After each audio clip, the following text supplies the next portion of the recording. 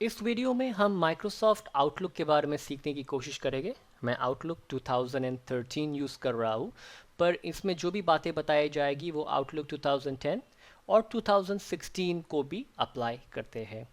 और Microsoft outlook एक ऐसा सॉफ्टवेयर है जो ईमेल के लिए यूज़ किया जाता है। आप हॉटमेल, याहू या जीमेल को ईमेल के लिए यूज़ करते हैं, पर कंपनी में उनके खुद के ईमेल होते हैं। जैसे कि अगर आप किसी बैंक में काम करते हो तो आपको अ, आपके नाम का @bank.com, जो भी बैंक है उसका ईमेल एड्रेस होता है, और उसके लिए आपको आउटलुक पता होना चाहिए। और कई बार कई कंपनीज आपको टेस्ट भी करेंगे। तो इन 3 से 4 वीडियो में मैं आपको इतनी बातें बता दूंगा कि अगर आपको कोई टेस्ट भी लेना पड़े तो आप उसे पास कर सकते हो, और आप अपने सीवी या रेज्यूमे पे कह सकते हो कि मुझे माइक्रोसॉफ्ट आउटलुक आता है। तो माइक्रोसॉफ्ट आउटलुक एक ईमेल के लिए यूज़ किया जाता है। तो अगर आपके पास आउटलुक है अपने कंप्यूटर पर, या तो फिर आप एक ट्रायल वर्जन डाउनलोड कर सकते हैं। आउटलुक जो बेसिक होम एडिशन होता है ऑफिस का, उसके साथ नहीं आता, उसे अलग से आप बाय कर सकते हो, या तो फिर आप प्रीमियम के साथ उसे आप ले खरीद सकते हो।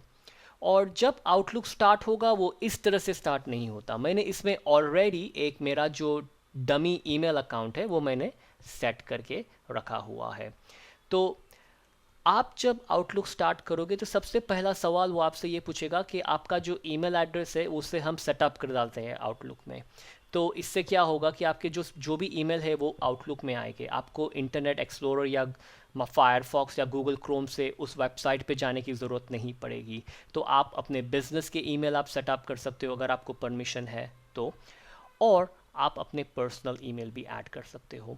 और आउटलुक की दूसरी खासियत ये है कि अगर आपके 4-5 अलग अलग ईमेल एड्रेसेस है तो आप उन सारे ईमेल एड्रेस को आउटलुक में सेटअप कर ले, जिससे आपके सभी ईमेल एक जगह पर आएंगे। आपको 5 डिफरेंट डिफरेंट वेबसाइट पे जाने की ज़रूरत नहीं है, या तो 5 ईमेल अकाउंट पे जाने की ज़रूरत नहीं है, वो सारे यहाँ पर आ जाएंगे। तो अब जो स्टेप मैं बताने वाला हूँ वो स्टेप से आपको ये मैं बताना चाहता हूँ कि आप अपना दूसरा ईमेल एड्रेस कैसे ऐड करते हो, और जब आप आउटलुक को पहली बार आप जब स्टार्ट करोगे आपको क्या स्क्रीन दिखाई देगी। तो उसके लिए मैं अभी जब फाइल पे आके ऑप्शंस पे आता हूँ, सॉरी ऑप्शंस पे जाने की ज़रूरत नहीं, यहाँ अकाउंट सेटिंग्स से ही अकाउंट सेटिंग्स पर आऊँगा। तो फाइल क्लिक करके अकाउंट सेटिंग्स, और यहाँ पे मैं ये न्यू का बटन दबाऊंगा। इसमें ऑलरेडी दिखा रहा है कि मेरे पास ये test@simpletech.ca का ईमेल एड्रेस है। अब ये न्यू पे जाता हूँ, और आपको या तो ये स्क्रीन दिखेगी जिसमें आपको पूछ रहा है ईमेल अकाउंट मुझे सेटअप करना है, पर ज़्यादा करके आपको ये स्क्रीन आएगी। तो यहाँ पर ये आपको अपना नाम पूछ रहा है, आपका ईमेल एड्रेस जो जीमेल या जो भी है, और फिर पासवर्ड, और फिर आप इसे नेक्स्ट करोगे तो जीमेल, हॉटमेल, याहू के लिए चांस है कि वो ऑटोमेटिकली सेटअप हो जाए। अगर नहीं होगा तो हमें ये मैन्युअल सेटअप में जाना पड़ेगा। तो मैं आपको ये भी बताता हूँ। तो मैन्युअल सेटअप में आके नेक्स्ट पे जाएंगे तो यहाँ पर वो पूछ रहा है कि आप ये माइक्रोसॉफ्ट एक्सचेंज सर्वर से आपको ईमेल आने वाला है, जो बड़ी बड़ी कंपनी में ये यूज़ होता है, और उसके लिए माइक्रोसॉफ्ट आउटलुक की ज़रूरत है। इसके लिए आउटलुक काफ़ी प्रचलित हुआ है। या तो फिर outlook.com या कुछ और सर्विस, या तो फिर POP IMAP से आप कनेक्ट कर रहे हो। ये POP और IMAP के बारे में मैं आपको नेक्स्ट बताता हूँ। ज़्यादातर कंपनीज यही यूज़ करती है। जो आप जैसे मेरी कंपनी है, जो अगर आपकी वेबसाइट है तो आपको ये यूज़ करना पड़ता है। उसे नेक्स्ट करता हूँ, और यहाँ पर ये मेरा नाम पूछ रहा है तो मैं अपना नाम डाल सकता हूँ, और जो मेरे ईमेल एड्रेस है ये मैंने टेस्ट क्रिएट किया हूँ। और यहाँ पर ये मुझे पूछ रहा है POP3 और IMAP। तो इसका थोड़ा सा डिफरेंस आपको बता देता हूँ, आप गूगल सर्च भी कर सकते हो। POP3 का मतलब ये है कि आपके पास जो भी ईमेल है आपके जीमेल या हॉटमेल में, सारे पूरे के पूरे यहाँ पर डाउनलोड हो जाएंगे, और अटैचमेंट्स भी हो जाएंगे। IMAP में वो सिर्फ बेसिक चीज़ डाउनलोड करता है, अटैचमेंट्स जब ज़रूरत रहेगी तभी ही डाउनलोड करता है। IMAP का फ़ायदा ये है कि अगर समझिए कि मेरे 3 अलग अलग कंप्यूटर है अलग अलग जगहों पे, और उन सब में मैंने आउटलुक IMAP से सेटअप किया है, तो ये तीनों कंप्यूटर सिंक्रोनाइज रहेंगे। कोई भी एक कंप्यूटर के अंदर वेरिएशन नहीं आएगा। दूसरा फ़ायदा ये है कि अगर मैं अपना सेल फ़ोन से मैं कोई अपना ईमेल चेक करता हूँ तो मेरे सारे कंप्यूटर पे दिखाएगा कि मैंने ये ईमेल चेक कर लिया है। POP3 में ये होता है कि वो अगर मैंने अपने कंप्यूटर पे, अपने फ़ोन पे मैंने वो ईमेल चेक किया, जब घर आऊँगा तो POP3 उस ईमेल को डाउनलोड करेगा और मुझे दिखाएगा कि ये नया ही है। तो ये थोड़े डिफरेंसेस है। तो अगर आपको सिंक्रोनाइजेशन चाहिए तो IMAP अच्छा है, क्योंकि अगर आप जब फोल्डर्स क्रिएट करते हो, ईमेल्स को यहाँ वहाँ मूव करते हो, तो सारे सिंक्रोनाइज रहेंगे। POP3 में ये नहीं होगा। ओके, और यहाँ पर ये मुझे इनकमिंग सर्वर मांग रहा है। तो ये इन्फॉर्मेशन मैंने अपने जो होस्टिंग कंपनी है, जो मेरी वेबसाइट होस्ट करती है और जो मुझे सर्विस प्रोवाइड करती है, उसने मुझे ये इन्फॉर्मेशन दी है, तो मैं वो इन्फॉर्मेशन यहाँ पे टाइप करते जा रहा हूँ। और जिस तरह से उन्होंने कहा है वैसे ही इन्फॉर्मेशन डालना। थोड़ी भी इन्फॉर्मेशन में कमी आई तो ये आउटलुक सेटअप नहीं होगा। अब अगर जीमेल या याहू के लिए आपको ये इन्फॉर्मेशन चाहिए तो आप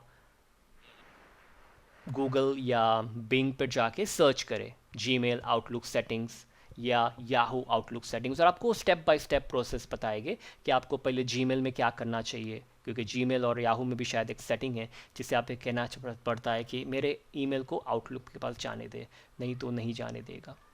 ओके, तो ये चीज़ है। और फिर यहाँ पे ये मोर सेटिंग का ऑप्शन है, क्योंकि यहाँ पर जाके मुझे थोड़ी बारीक चीज़ों को सेलेक्ट करना है।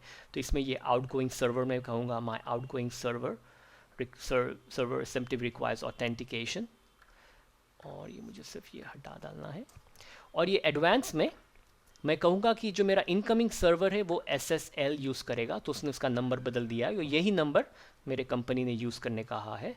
और यहाँ पे भी आउटगोइंग में भी SSL चाहिए और इसका नंबर होना चाहिए 465।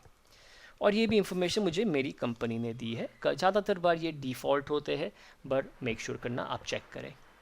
और फिर यहाँ पे नीचे कह रहा है कि जब ये POP3 में यूज़ कर रहा हूँ, IMAP में आपको ये ऑप्शन नहीं मिलेगा। तो POP3 में ये मुझे कह रहा है कि जब मुझे अपने ईमेल आउटलुक में आ जाए तो मेरे जो ओरिजिनल ईमेल है जो सर्वर पे है, जीमेल या हॉटमेल या कहीं पर भी, उसके साथ क्या करना। ये कह रहा है कि 14 दिन के बाद उसे हटा डालना। मगर मैं कह सकता हूँ, या तो आप कम ज़्यादा कर सकते हो दिन, मैं कहूँगा कि जब मैं अपने आउटलुक से डिलीट करूँ और जब मैं अपने जो ट्रैश कैन है जहाँ पे मेरे सब डिलीटेड आइटम्स है मैं उसे साफ़ कर दूँ, तभी जाके आप डिलीट करना, नहीं तो रहने दो। तो मैं इसे क्लिक ओके करता हूँ। अब जब मैं नेक्स्ट दबाऊँगा तो ये ऑटोमेटिकली टेस्ट करेगा। आप यहाँ पे भी टेस्ट कर सकते हो टू मेक श्योर करने के लिए कि आपकी सेटिंग सही है। तो मैं जब नेक्स्ट क्लिक करूँगा तो अब इसने टेस्ट करना चालू कर दिया और यहाँ पे कंप्लीटेड का ऑप्शन आएगा जैसे ही सारे टेस्ट हो जाते हैं। तो ये एक टेस्ट हो गया है। अब ये दूसरा टेस्ट कर रहा है, एक टेस्ट मैसेज से भेजने की कोशिश कर रहा है अपने आप को, ताकि हमें पता चले कि हमारा काम हो गया है। तो आप देखोगे कि दोनों पे कंप्लीटेड दिखा रहा है। मैं इसे क्लोज करता हूँ और इसे फिनिश कर देता हूँ। तो अब यहाँ पे मुझे दोनों ईमेल एड्रेस है।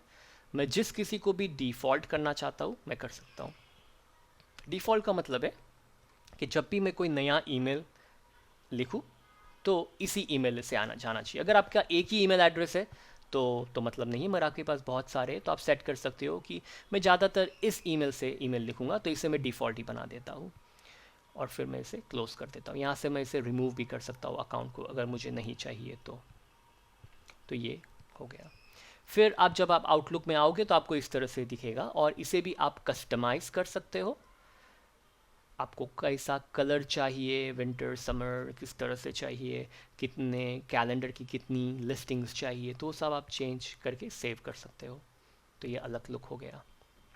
हम इसके बारे में और थोड़ा बाद में बात करेंगे अगले वीडियो में।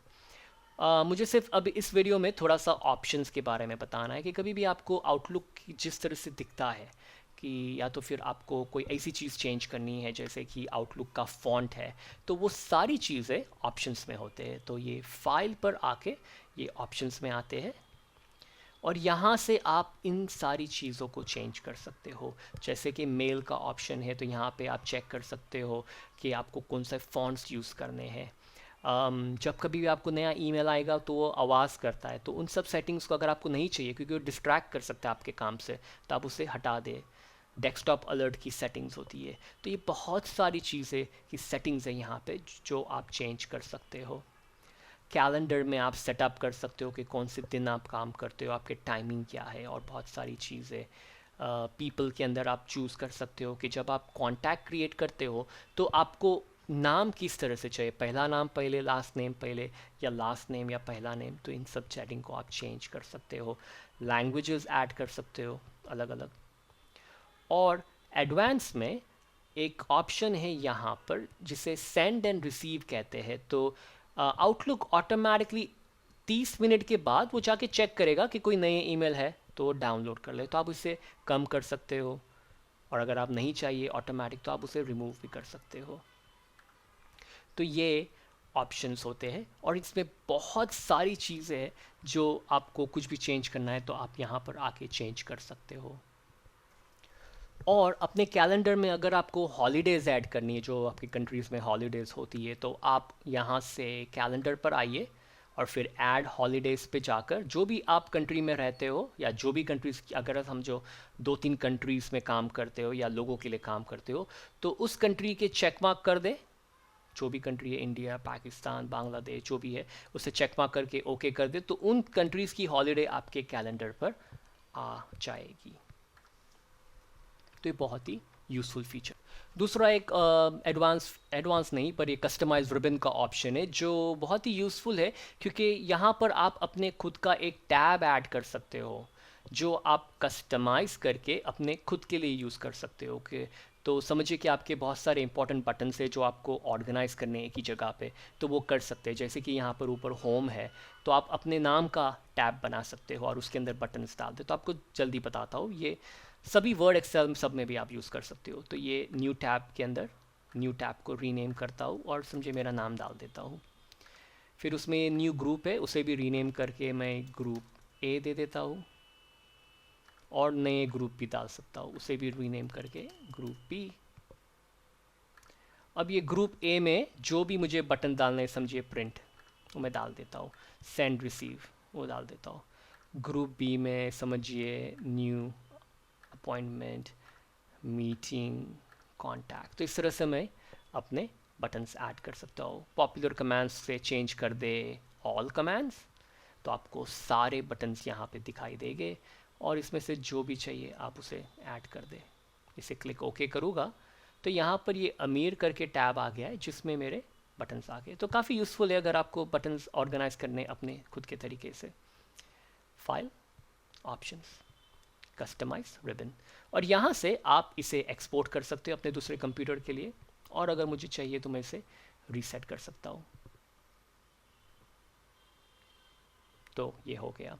दूसरा ऑप्शन यहाँ पर ये है customise quick access tool bar, QAT, और यहाँ पे मैं कह सकता हूँ कि एक रिप्लाई का बटन डाल दो या तो प्रिंट का बटन, तो प्रिंट आ गया।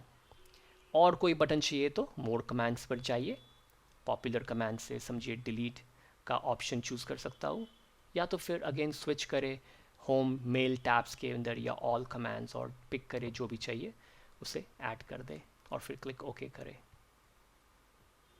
और ये यहाँ पे बटन्स आ जाएंगे। ये मेरा इनबॉक्स है पहले ईमेल एड्रेस का और ये मेरा दूसरा है दूसरे ईमेल एड्रेस का। तो ये एक फ़ायदा है कि आपके सभी ईमेल यहाँ पर आने लग जाएंगे और फिर इसे सेंड एंड रिसीव का बटन है यहाँ पे, तो ये जाकर मेरे नए ईमेल फिर से डाउनलोड कर लेगा। तो ये था बेसिक आउटलुक का सेटअप। अगली वीडियो में हम ईमेल के बारे में, कॉन्टैक्ट्स, कैलेंडर और टास्क के बारे में और सीखेंगे।